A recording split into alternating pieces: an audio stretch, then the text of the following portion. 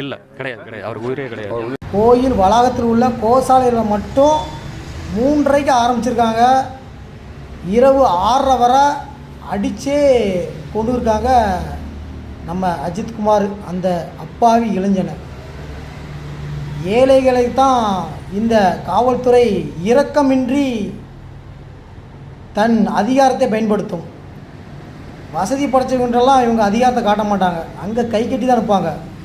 இதேமாரி ஏழை இளைஞர்கள், அப்பாவி இளைஞர்கள் தான் தன்னுடைய அதிகாரத்தை காட்டுவாங்க. இன்னொன்று, இது யாரோட தூண்டுதலில் இவரை அடித்தாங்க, எஃப்ஐஆரே போடாமல் இவரை அடித்து கொள்ள காரணம் என்ன, யாரை திருப்திப்படுத்துறதுக்காண்டி அஜித்குமாரை இவ்வளோ துன்புறுத்துனாங்க, இவங்களை ஏவி விட்ட அந்த அதிகாரி யார், அவர் மேலே ஏன் இன்னும் கைது பண்ணலை, மக்கள் தன்னிச்சையாக கேள்வி கேட்டு